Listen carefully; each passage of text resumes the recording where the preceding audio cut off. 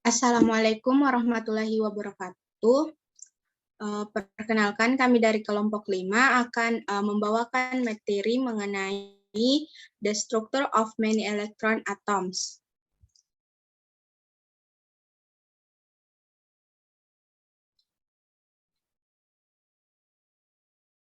Sebelum itu, perkenankan kami untuk memperkenalkan anggota dari kelompok 5. Yang pertama yaitu Alia Awaliyah dengan NIM 044, yang kedua Reisi Scholastica Sintasa Perla dengan NIM 049, yang ketiga yaitu Nur Tarisa A dengan NIM 052, yang keempat Muhammad Arya Ramadan dengan NIM 066, yang kelima Nurul Hikmah, saya yang NIM 094. Next.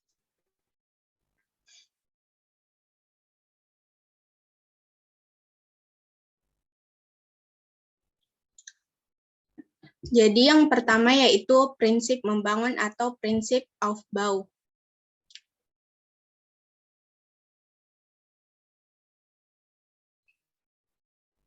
Prinsip membangun atau prinsip Aufbau, di mana kita membayangkan inti kosong dari nomor atom Z dan kemudian memasukkan elektron ke dalam orbital Z secara berurutan.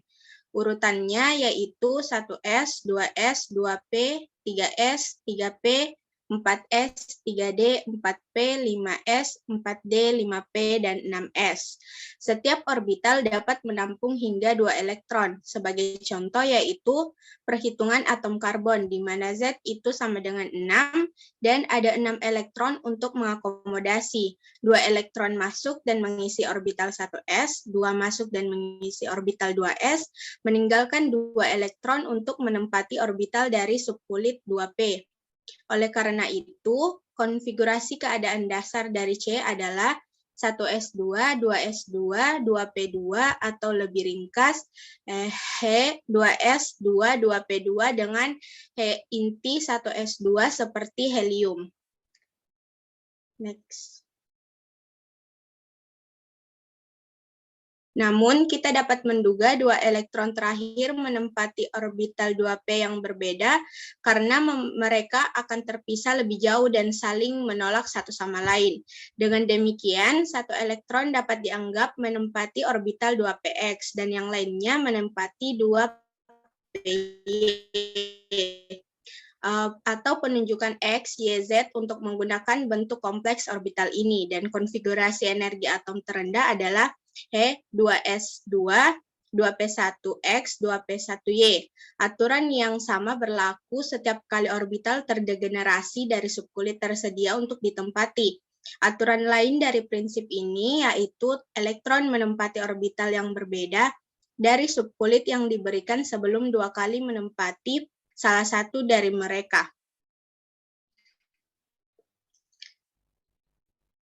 Next.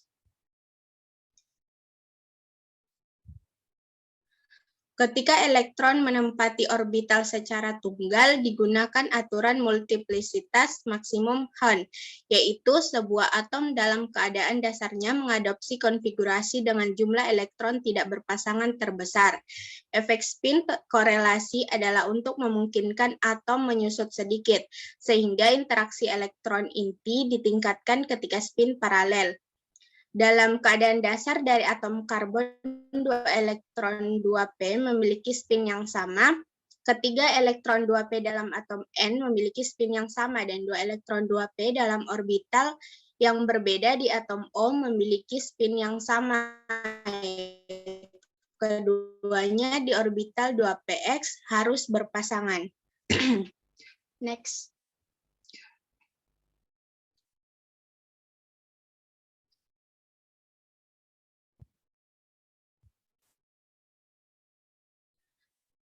Baik, untuk materi selanjutnya akan dibawakan oleh rekan saya yaitu Imega.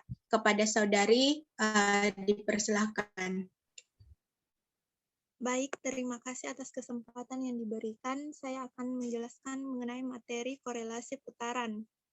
Misalkan elektron 1 dijelaskan oleh fungsi gelombang si AR1 dan elektron 2 dijelaskan dengan fungsi gelombang si BR2, maka dalam pendekatan orbital, fungsi gelombang gabungan elektron adalah produksi sama dengan si AR1, si BR2. Namun, fungsi gelombang itu tidak dapat diterima, sehingga menurut mekanika kuantum, deskripsi ada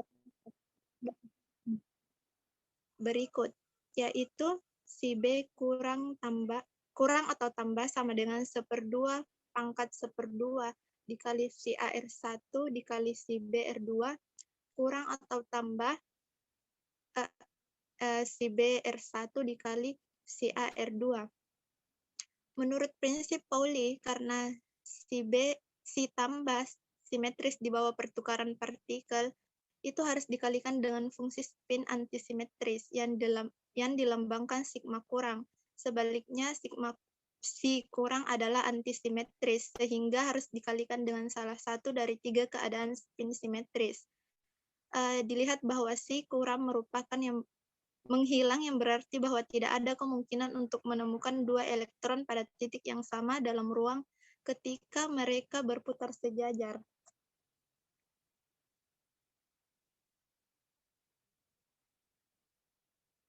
Next. Neon dengan nomor atom 10 memiliki konfigurasi helium 2s2 2p6 yang melengkapi kulit L. Maksud dari helium di dalam kurung tersebut artinya konfigurasi elektron helium, kemudian dilanjutkan dengan konfigurasi elektron sampai mencapai nilai nomor atom yaitu 10. Konfigurasi kulit tersebut dilambangkan neon dan bertindak sebagai inti untuk elemen berikutnya. Elektron berikutnya harus memasuki orbital 3s dan memulai kulit baru, sehingga atom natrium dengan nomor atom 11 memiliki konfigurasi neon 3s1. Seperti litium dengan konfigurasi helium 2s1, natrium memiliki 1 elektron s di luar inti lengkap. Analisis tersebut membuktikan asal-usul periodisitas kimia. Kulit L dilengkapi dengan 8 elektron, sehingga unsur dengan nomor atom 3, yaitu litium, harus memiliki sifat yang sama dengan unsur dengan nomor atom 11, yaitu natrium. Demikian juga dengan berilium yang memiliki nomor atom 4, harus sama dengan nomor atom 12, yaitu magnesium, dan seterusnya.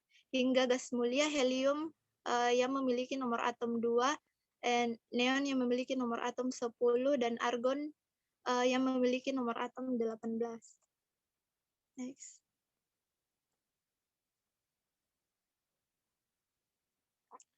Energi total atom paling kecil meskipun memungkinkan elektron mengisi orbital 4s, energi tinggi dapat dilihat pada gambar di sebelah kanan, di mana penurunan konfigurasi kation unsur dalam blok S, P, dan D dari tabel periodik dengan menghilangkan elektron dari konfigurasi keadaan dasar atom netral dalam urutan tertentu. Pertama, dengan menghilangkan elektron valensi, kemudian elektron valensi, lalu elektron D sebanyak yang diperlukan untuk mencapai muatan yang ditentukan. Misalnya karena konfigurasi V adalah argon 3D3 4s2, kation P12 memiliki konfigurasi argon 3D3. Perhitungan menunjukkan bahwa perbedaan energi antara argon 3D3 dan argon 3D1 4s2 bergantung pada ZF. Ketika ZF meningkat, transfer elektron 4s ke orbital 3D menjadi lebih menguntungkan karena tolakan elektron dikompensasi oleh interaksi menarik antara inti dan elektron dalam orbital 3D yang kompak secara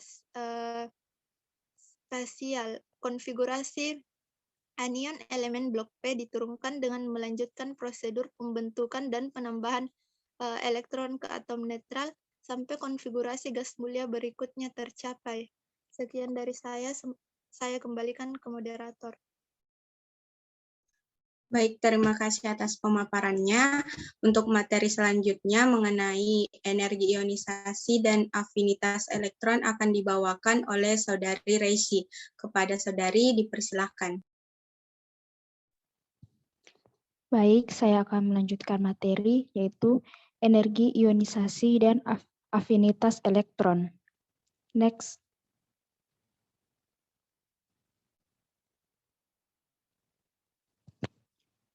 Energi minimum yang diperlukan untuk melepaskan satu elektron dari atom berelektron banyak dalam fase gas adalah energi ionisasi pertama. Dari unsur ionisasi kedua adalah energi minimum yang diperlukan untuk melepaskan elektron kedua atau pada 298 Kelvin. Perbedaan antara entalpi ionisasi dan energi ionisasi yang sesuai adalah 6,20 kJ mol pangkat minus 1. Next.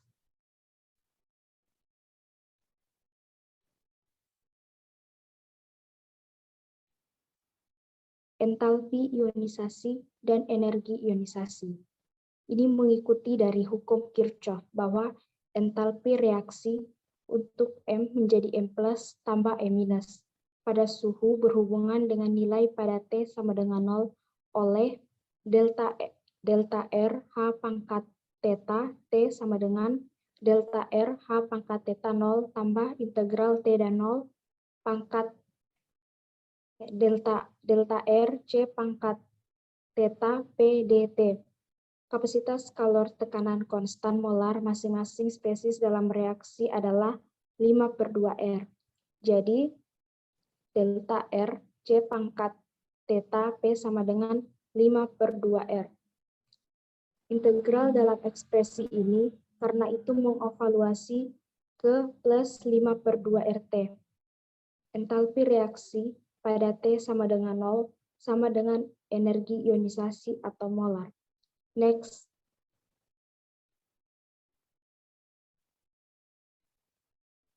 Afinitas elektron EEA adalah energi yang dilepaskan ketika elektron menempel pada gas atom fase. Dalam konvensi umum, logis tetapi tidak universal yang kita adopsi, afinitas elektron positif jika energi dilepaskan ketika elektron menempel pada atom, yaitu EEA lebih besar dari 0, yang menyiratkan bahwa ikatan elektron adalah eksotermik. Ini mengikuti dari argumen serupa dengan yang diberikan dalam pembenaran di atas, bahwa entalpi standar perolehan elektron delta EG H pangkat theta pada suhu terkait dengan afinitas elektron oleh delta EG H pangkat theta T sama dengan minus EEA minus 5/2RT. Energi ionisasi dan elektron afinitas menunjukkan periodisitas. Sekian dari saya kembalikan kepada moderator. Baik, terima kasih atas pemaparannya.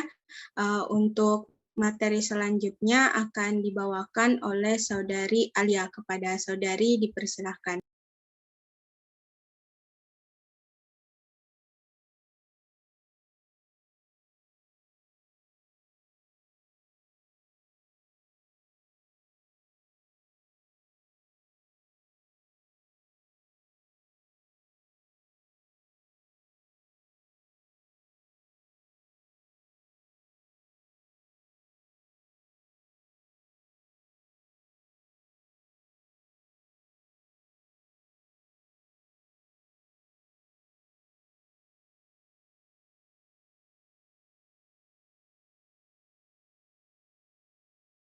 Baik, terima kasih atas kesempatan yang diberikan.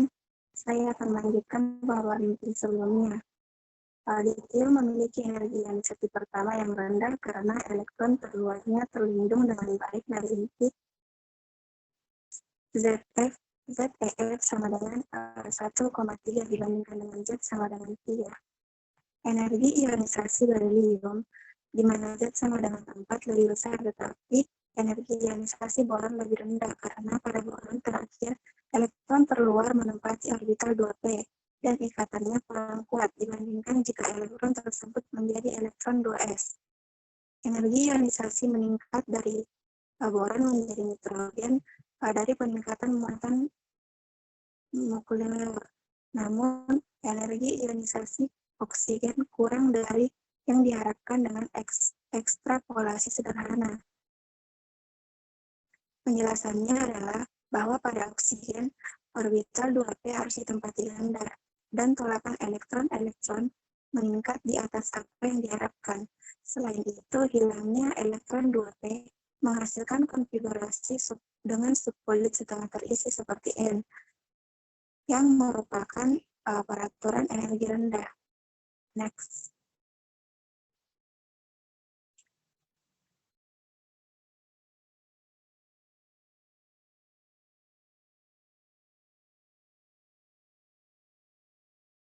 Nilai oksigen, fluor, dan neon turun secara kasar pada garis yang sama. Peningkatan energi ionisasinya mencerminkan meningkatnya daya tarik inti yang lebih bermuatan tinggi untuk elektron terluar. Elektron terluar dalam natrium adalah 3s. Itu jauh dari inti dan muatan yang terakhir dilindungi oleh inti.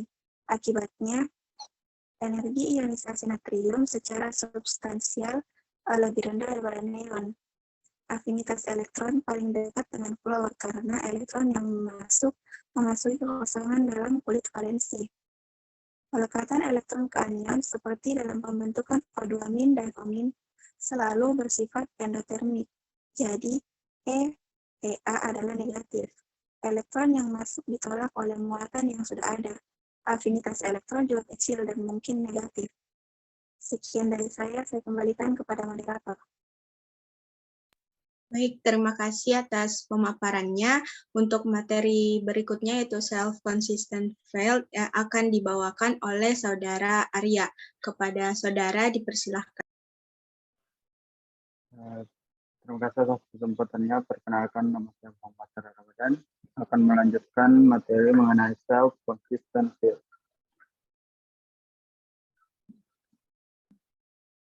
Metode self-consistent field adalah metode interaktif yang melibatkan pemilihan perkiraan Hamiltonian dalam memecahkan persamaan Schrödinger untuk mendapatkan himpunan orbital yang lebih akurat dan untuk menyelesaikan persamaan Schrödinger lagi dengan presis sampai hasilnya konvergen.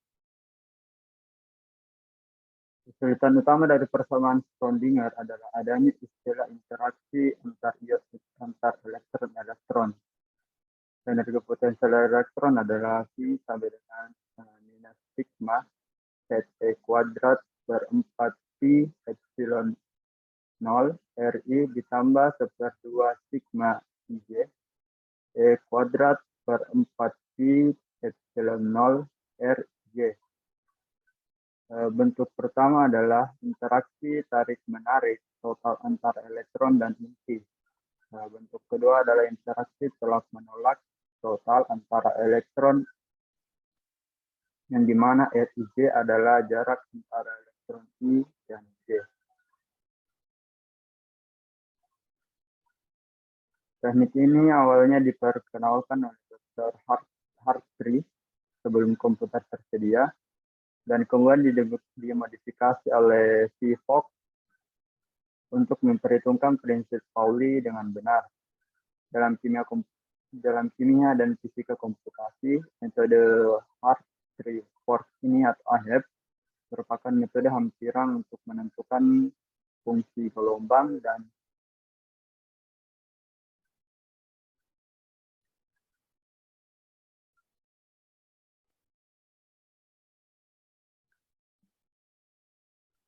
energi dari sistem benda banyak dengan kuantum dalam keadaan yang stasioner. Metode ini merupakan suatu prosedur pengulangan atau self-consistent untuk menghitung kemungkinan terbaik dalam penyelesaian determinan tunggal terhadap persamaan Schrödinger dari sistem berelektron banyak dalam potensial kolom inti tetap. Dalam salah satu elektron yaitu 2p, Persamaan sekelilingnya dapat ditulis untuk elektron ini dengan menganggap bahwa energi potensial karena tarikan nuklir dan tolakan dari elektron lain, yang dimana persamaan ini memiliki bentuk yaitu H1 P2P1 ditambah dengan potensial elektron lain dikali P2P1 dikurang potensial elektron koreksi pertukaran dikali P2P1 sama dengan E2P P2P1.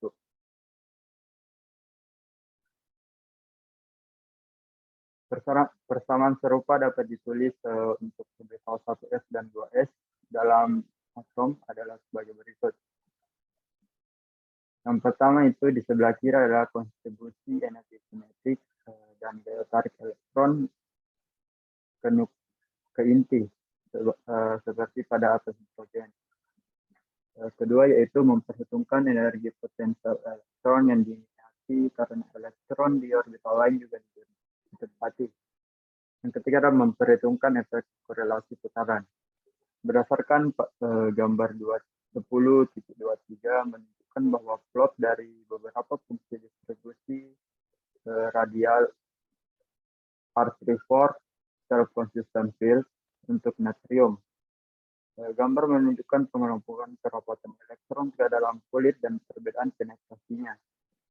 Oleh karena itu, dalam perhitungan self-consistent field ini mendukung diskusi kualitatif yang digunakan untuk menjelaskan perioditas kimia, dan hal ini juga dapat memperluas materi yang dapat memberikan fungsi gelombang yang terperinci dan energi yang tetap. Yang dimana dalam fungsi distribusi radial dari natrium ini dapat dilihat pada gambar di sebelah kanan. Itu saja yang dapat saya sampaikan. Saya kembalikan kepada moderator. Baik, terima kasih atas pemaparan dari Saudara Arya. Untuk materi selanjutnya akan dibawakan oleh Saudari Tarisa, yakni The Spectra of Complex Atom. Kepada Saudari dipersilahkan. Baik, terima kasih atas kesempatan yang telah diberikan. Materi selanjutnya yaitu The Spectra of Complex Atom atau spektrum dari atom kompleks. Next.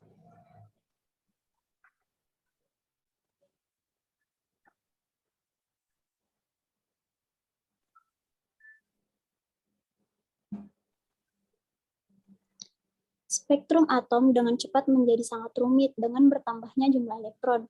Tetapi, ada beberapa fitur penting dan cukup sederhana yang membuat spektroskopi atom berguna dalam mempelajari komposisi sampel sebesar dan serumit bintang.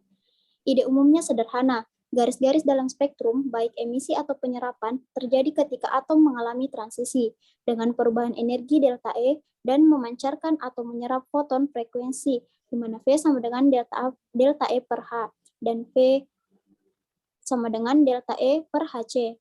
Oleh karena itu, kita dapat mengharapkan spektrum untuk memberikan informasi tentang energi elektron dalam atom. Namun, tingkat energi sebenarnya tidak diberikan hanya oleh energi orbital, karena elektron berinteraksi satu sama lain dalam berbagai cara, dan ada kontribusi energi selain yang telah kita pertimbangkan. Next.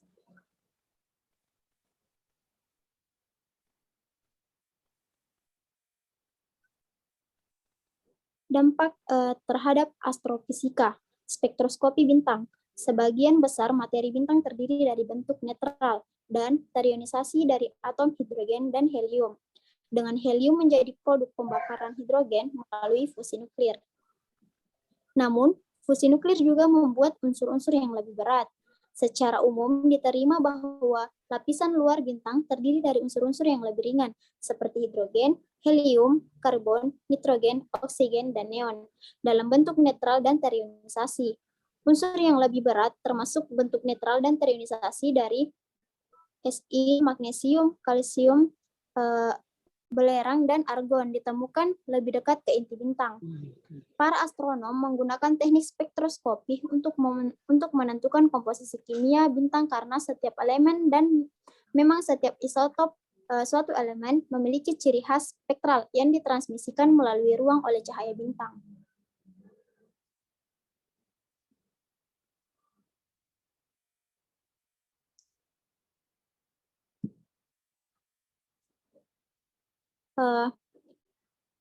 Untuk memahami spektrum bintang, pertama-tama kita harus tahu mengapa mereka bersinar.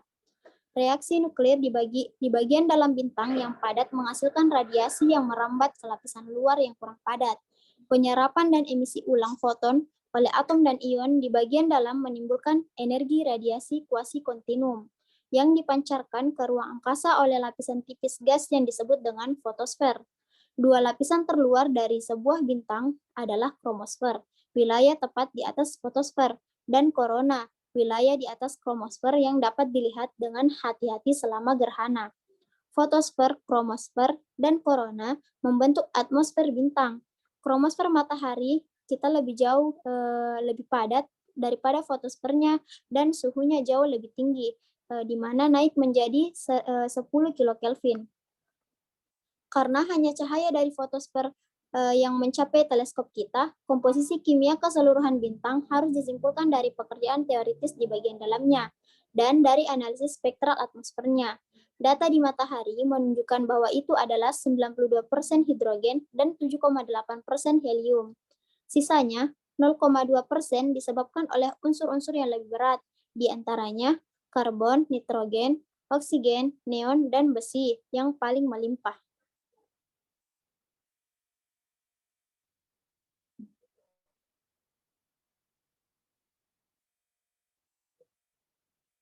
Baik, itu saja yang dapat saya paparkan. Saya kembalikan ke moderator. Baik, terima kasih atas pemaparan dari Saudari Nurtarisa.